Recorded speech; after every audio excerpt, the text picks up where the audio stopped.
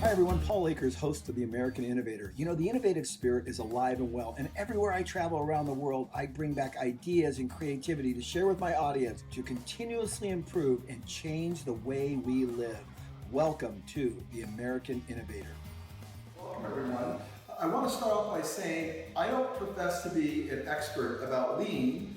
I profess to only be an expert about the kind of lean that we do here at FastCap. So for the past 14 years, I've been working that out in a lot of different ways. And I want to start off by giving you the big picture and then drilling down a little bit to where we are on understanding flow, today's topic. It's going to be very short, only 20 minutes long, and then you'll be able to ask me all the questions you want. It might even be shorter than 20 minutes. So the big picture view for FastCap is simple, as we discussed in the last webinar. Our goal is to make one small improvement every day for the rest of our life. We develop a culture that thinks that way.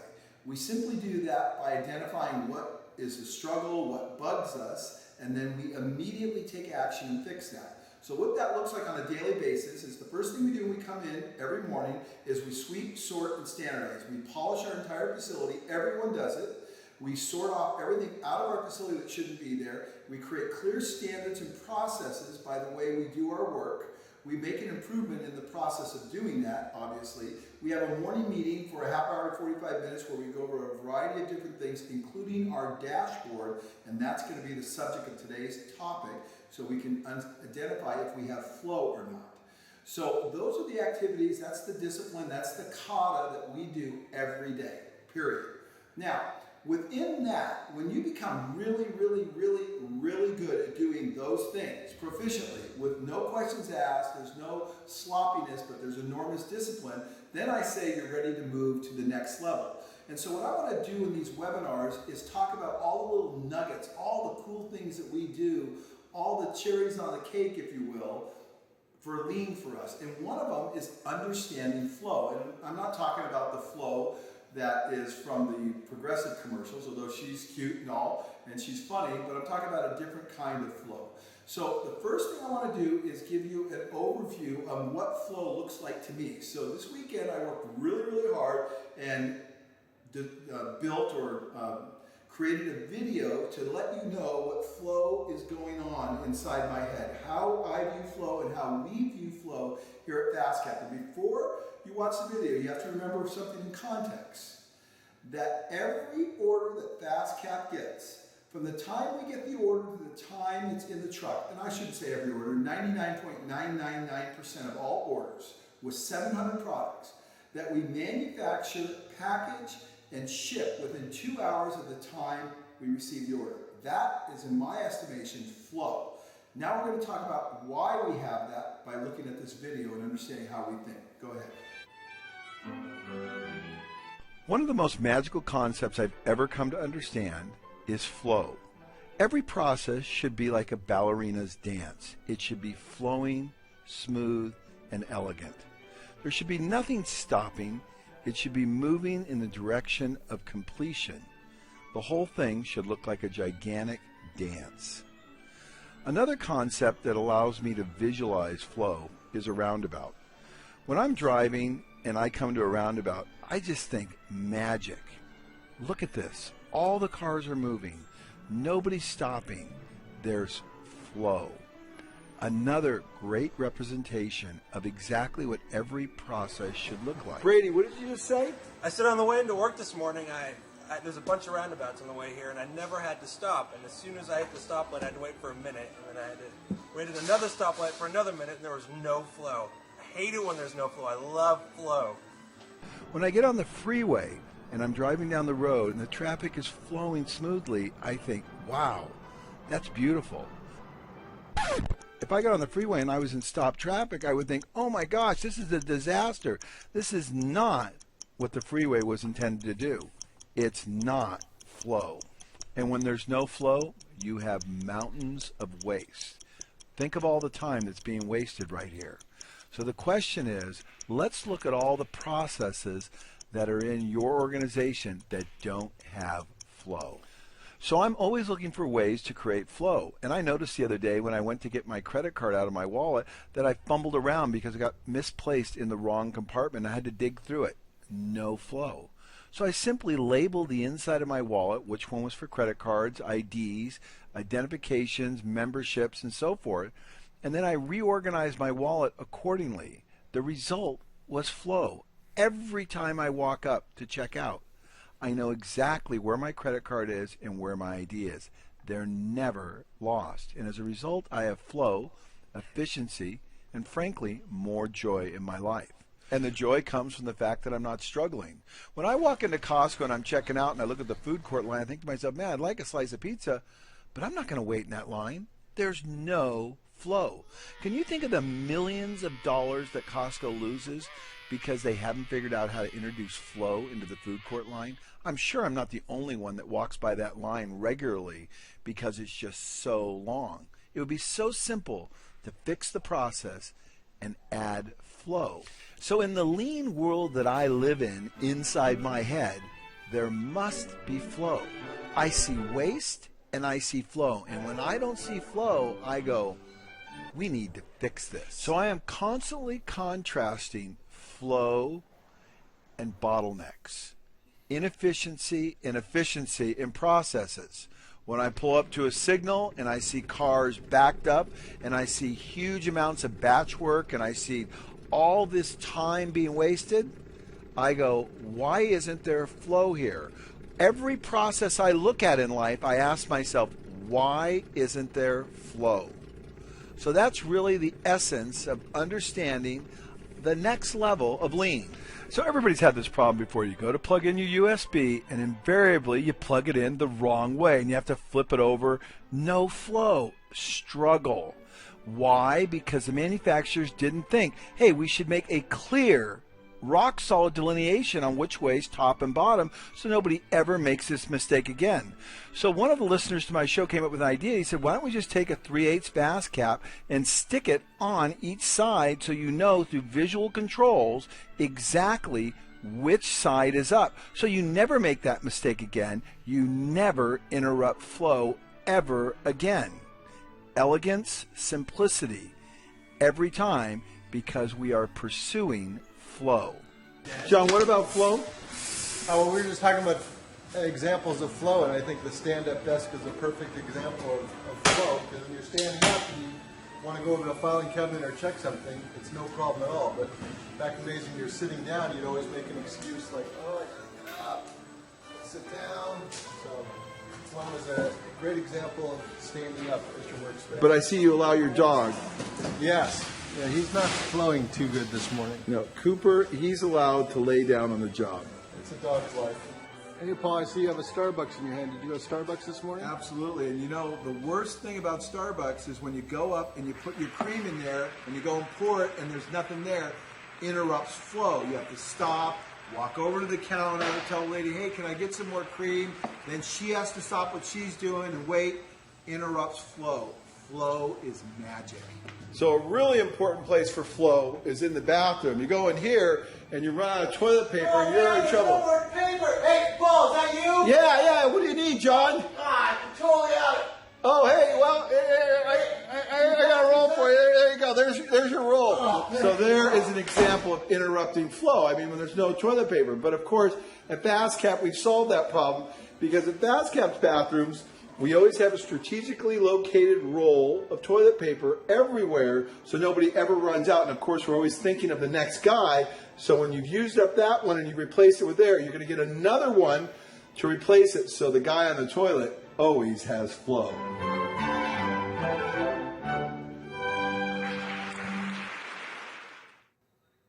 Yeah, and we have four dogs, and everybody brings their dogs to work. It's very fun. We have a great time here because work should be fun, and it's a big family for us. And one of the things people say when they come to our place, how come nobody seems like they're killing themselves? Everybody seems so relaxed. Well, the reason why everyone's so relaxed is because we have flow. Because we've created systems and processes that allow us to do our work effectively and efficiently because we understand flow. Most people don't. And the reason I say that is because I go to organization after organization. One of my best examples is I was just speaking at a Fortune 100 company. I'm not going to say who it was, but it was a very, very large company. And I went to do the contract with them to have me speak there, which I didn't need a contract. I was just happy to come there and speak to them. But they had to go through their legal department. By the time they got through their legal department, it was like 3 or 4 weeks to get a stupid contract that was a boilerplate thing. They should have been able to go push, send, Paul, done, over with, and done. But it took them 4 weeks. They had bottlenecks everywhere in the most mundane and simplistic concepts. They had created bottlenecks throughout their entire organization. The more I got to know them, the more I realized just how bad it was. And I was like, wow, no wonder you need lean. I mean, there's bottlenecks everywhere. There's no flow in your organization. So I see this everywhere I go. And a classic example of a company that understands the power of flow is Amazon. When we go to shop at Amazon, what you're really buying there is flow. You think you're buying a product. You're buying the product because they deliver it with flow. It's so simple. It's so easy. Boom, you have it, the information, the rating, all the technical information you need about the video, the pictures, all the different views. Click, put in cart, click, purchase, over with. 2 days later, it arrives. That's flow. And most processes in most organizations are clunky. But understanding flow is so powerful. So now I want to walk you through how I learned to understand flow. We don't have a lot of time left, so let's go to the next slide. So I want you to meet your 2 best friends. It's Murrah and Murray. And I'm going to tell you again how I understand these guys. Okay, so first of all, I have little ways to remember things. Murrah is variation and Murray is burden. The way I remember Murrah, it's like a woman's name, is a psychotic girlfriend, or for some of you, psychotic wife, whatever. Just a total crazy. Well, 1 minute they're happy, the next minute they're crazy, all over the board. Murrah, variation. So if you want to understand how to attain flow, you must understand these concepts of Murrah and Murray. So whenever you have variation, invariably you're going to create burden or Murray. And Murray's that great big guy that, all that junk piled up on your desk, you have tons of emails to answer, you have all these projects going on all over the place. That's a burden. That's Murray. Variation produces Murray. And both of those together produce Muda. Next slide. Go ahead. So, Paul, this is like different. The woman made the man happen, and I thought it was the other way. You're right about that. So these 2 guys working together. Go to the back one.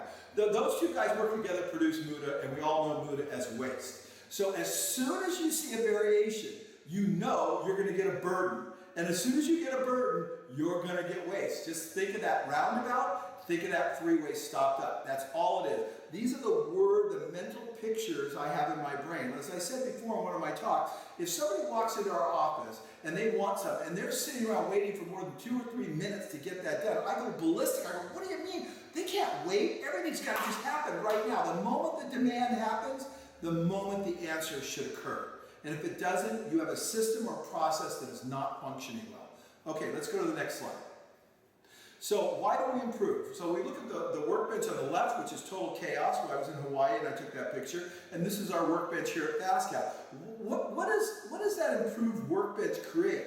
And look down below. That used to be my cupboard actually in my house on the left-hand side. And this is the cupboard underneath my sink on the right-hand side now after we 3S'd it on the weekend with my wife. That was done a long time ago. But the bottom line is, why did we make those improvements? So that when we go down underneath to get a new roll of paper towels, there's no question whether or not we've met a Kanban level, there's no question whether or not they're in their correct place, and whether or not we can continue with flow in our cooking because everything has been carefully 3S'd and organized in an appropriate way. The same thing with the tool panel. Why do we do that? So we have flow. Ultimately, what we're trying to achieve is flow. We talk about we're trying to eliminate waste. We are trying to eliminate waste. But we eliminate waste by producing flow. When you go to the Toyota plant and you get to the end of the plant and they're making 2,000 cars a day, they have 3 parking places to put defective cars. And you know what? I've never seen a defective car ever stopped in those parking places. But yet if you go to GM or Ford or any of the other automakers in the U.S., they have parking lots, hundreds if not thousands of cars with defects that need to be reworked. Why? Because they don't understand the power of flow. Toyota gets it. The minute you stop a car that has to be reworked, you've interrupted flow and you've added tremendous burden and waste to everything that's going on because you have a variation in the way you're manufacturing. Let's go to the next slide. So why do we improve? To improve flow. Why do we take so much time to 3S everything, to make sure everything is exactly where it needs, that machines are kept up at a very high level? Because we want to improve flow. We want work to be a dance, just like the ballerina. Let's go to the next slide. So again, Murrah, the crazy psychotic girlfriend, the crazy psychotic wife, whatever you want, you can pick it a male. I'm not being chauvinistic here at all. It's the way I remember it. Murrah is unevenness. We have two contrasting pictures. A signal where everything's stopped, it's uneven, traffic is not flowing, and a roundabout where traffic is flowing. You want everything in your organization to flow. Next slide.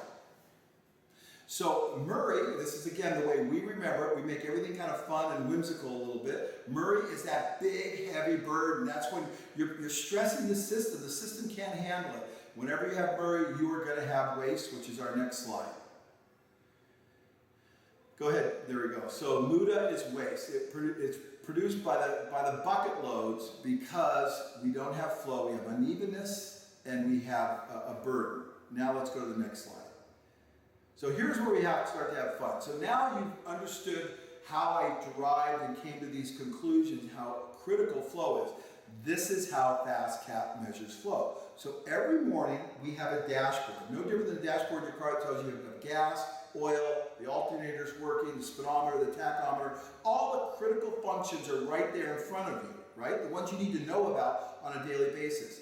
So this is our dashboard that we measure on a daily basis. So remember, our goal is 2 hours from fax to truck. From the time you get the order to the time it's in the truck and done is 2 hours. Our biggest problem is customers calling up and saying, hey, I want to add something to the order. We say it's already shipped. Of course, we don't argue with them. We immediately go get it, take care of the whole thing and take care of it because they're our customer.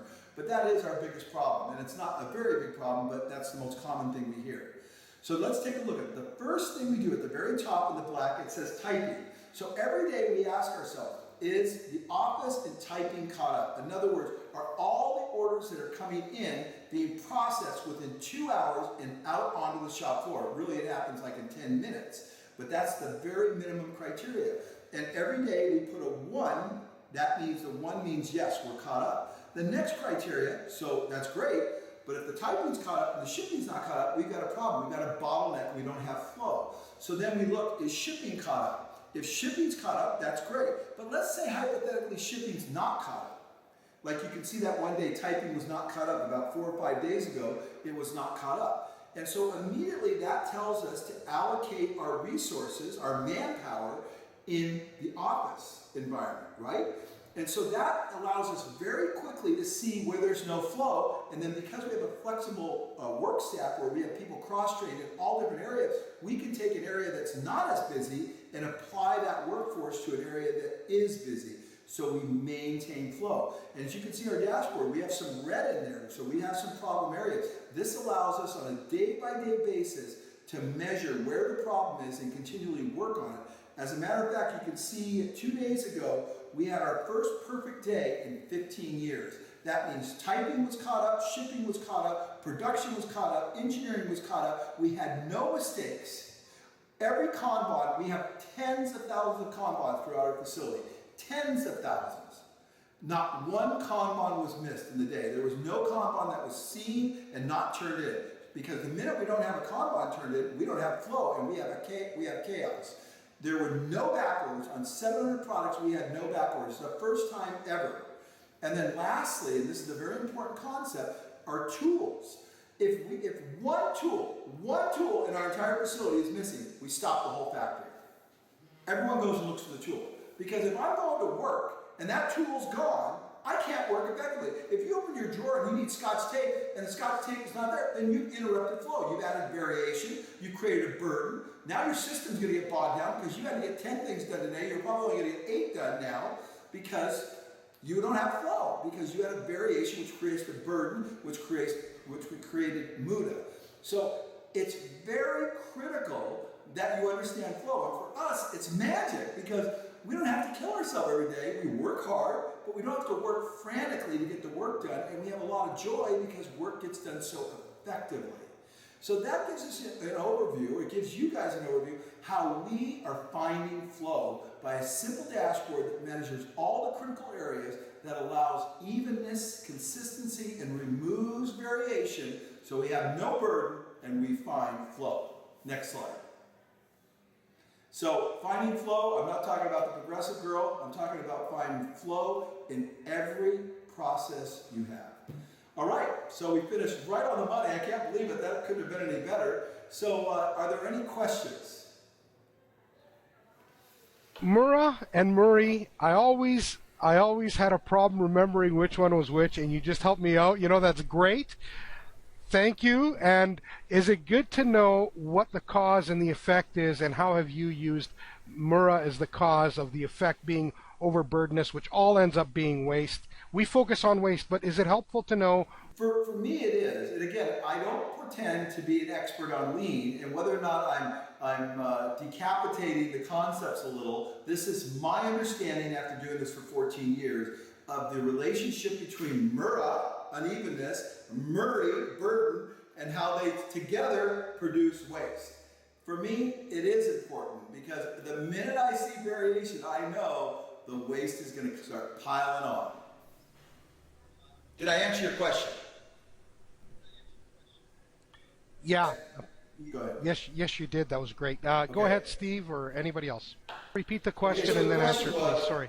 On our key metrics or our dashboard, we have one column that says mistakes. And Steve asked me the question, what do we do to rectify those mistakes? What actions do we take? Well, it's very simple. Everything is immediate. There are no batches. So in that morning meeting, when we find out we have a mistake, we actually have the order. And with all of our employees standing there, we go over what the mistake was, who made the mistake. That person talks about the mistake. They willingly admit that they made the mistake. And they say, well, this is what happened. I didn't follow the process here. And then we make sure they're trained clearly on the process. Or if the process is bad, we implement an improvement so we have no variation any longer. And so we have consistency and reduce waste. But of course, the complexity, you can imagine the complexity of our company with 700 products and doing all the things we do, it's invariable there's going to be some problem somewhere, but we are getting rid of them so fast and so furious, it's really remarkable to witness how it happens. Steve, did I answer your question? You sure did. It shows that you you have a passion to take care of it immediately and not criticize people or beat them up, but find out what the problem is and solve the problem and move on to the next. So that's a great attitude. Thank you. You're welcome, Steve. Thank you for a good question. Yeah, I edited out all the blank spots. Here's one thing. Since nobody else is asking, Paul, when you say, if I'm missing a tool, we stop the shop, we go look for the tool. Tell me how that works, because tools going missing. Is it everybody's job to find them, and isn't that wasteful when you got everybody working on it? But it's more wasteful to not address the problem and try to function and limp along every day with 30, 50, or 100 tools missing. That's a disaster. Stopping the whole shop, once every month to go find a missing screwdriver is nothing short of brilliance in my mind. It guarantees that you're going to have consistency and flow in your operation, and that's what we have, because we treat it very seriously. Nobody leaves things laying around. I just had a company come from the UK this morning, and everywhere I went to show them stuff, I was habitually cleaning up after myself, making sure I left everybody's work area that I walked into better than I found it, because I had to respect them. This is the tenet. This is one of the main tenets of lean, is respect for people. If I walk into someone's area and say, "Oh, the boss walked in here, that's why all this crap's laying out," I mean, that's not respecting people. So they were all looking at me, the people on the tour, they were looking at me like, "Wow, you're a fanatic about this." I said, "Absolutely, I'm a fanatic, because we got to have flow. If I take that knife out of that pair of scissors and I don't return it, and then the next person who needs it in their work area doesn't have it, then how are they going to function?" Then we interrupt flow, we introduce variation, we create a burden, and invariably we're going to have mood and waste. You said you take things to another level. You really do. You take things to another level. So I compliment you on that. Jody asks, what does pulse mean? When you say pulse, is it like a heartbeat? Exactly. Is that what we're you're just trying to say? trying This to is get? the pulse of the company. The pulse of the company is, if all these criteria, these are the important criteria that we feel are important. If all these are basically all ones or white, and there aren't any red there, then we know that the body is functioning really, really well and very efficiently.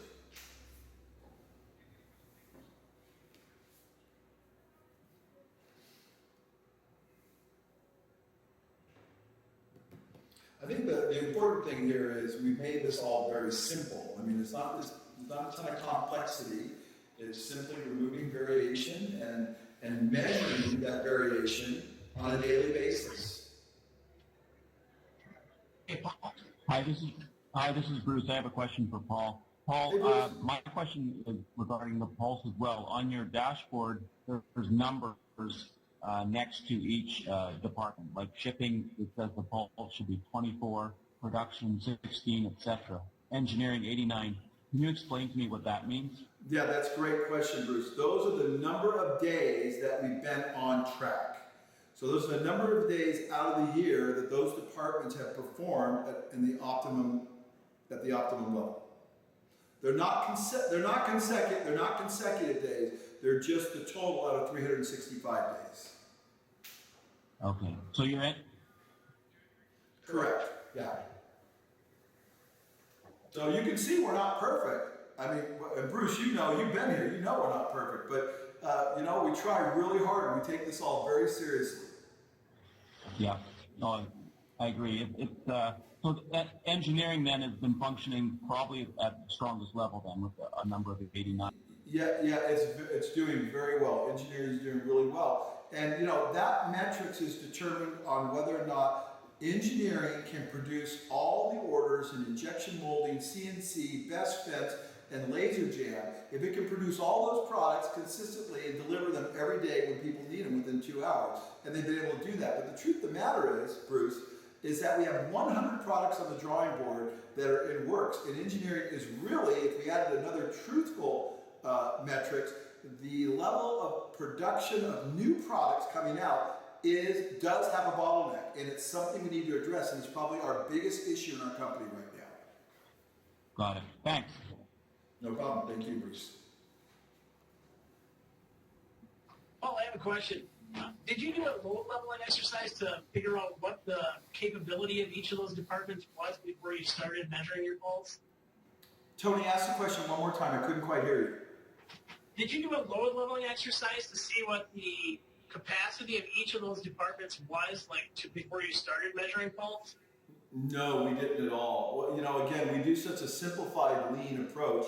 Everything in lean is derived from the concept of what is the demand of the customer.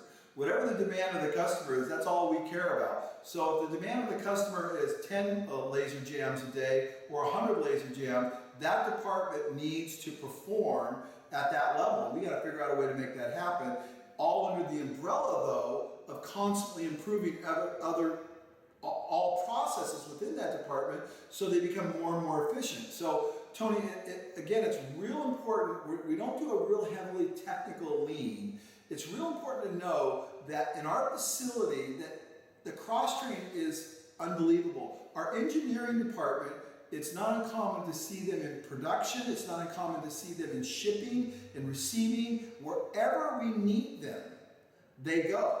So our force is so flexible that we can move where the demand is. So we're not worried about the technical loading of each department because it doesn't matter for us because we can just apply the workforce wherever it needs to be for the particular demand.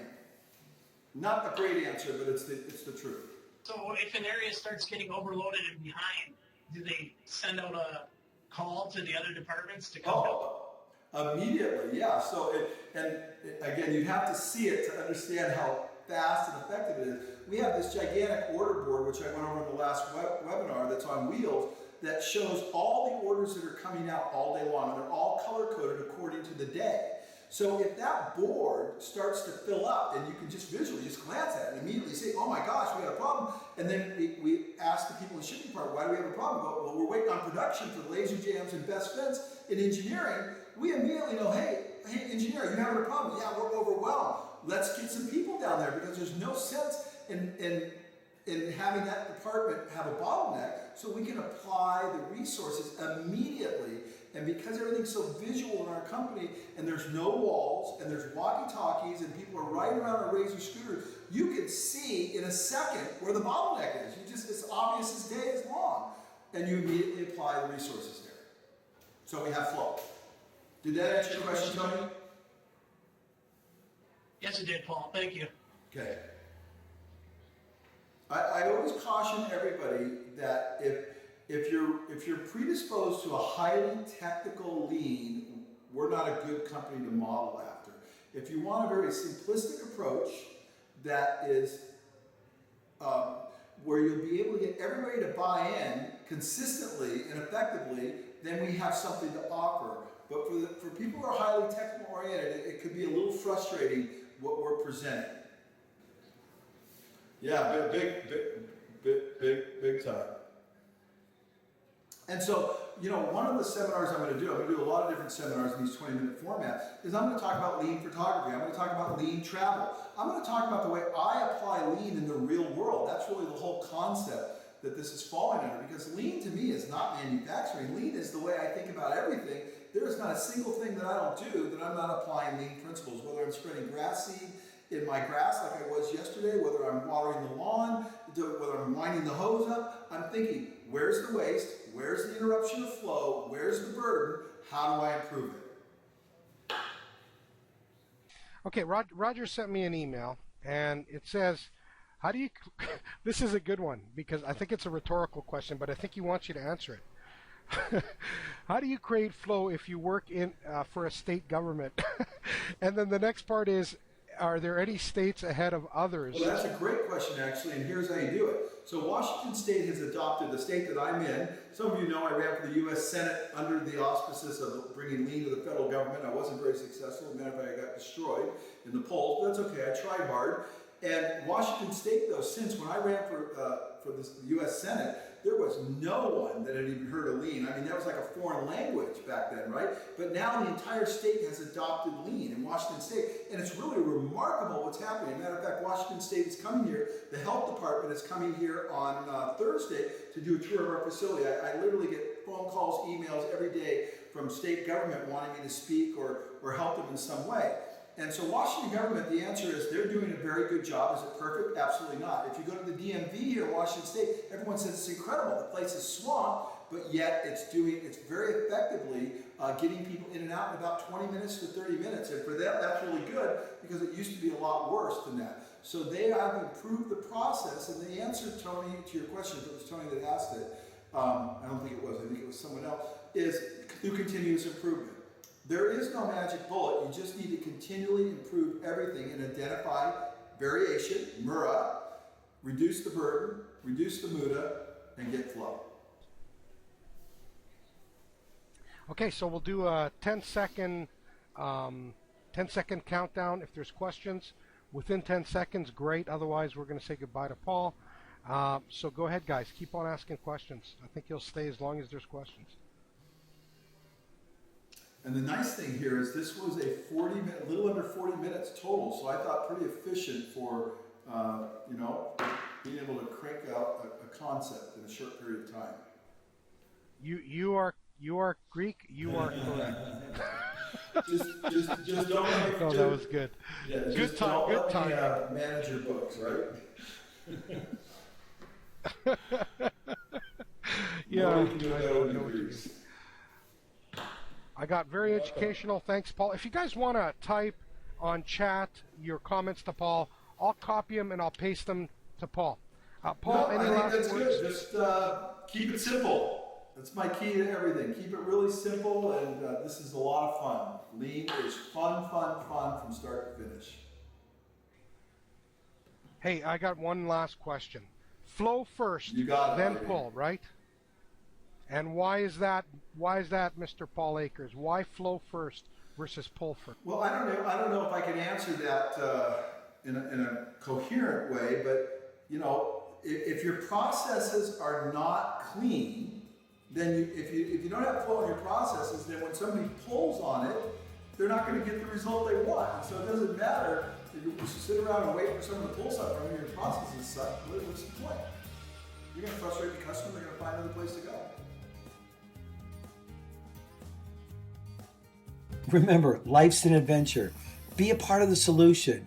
Go out, learn, improve, change, think outside the box. We can change the way the world thinks. Be an innovator.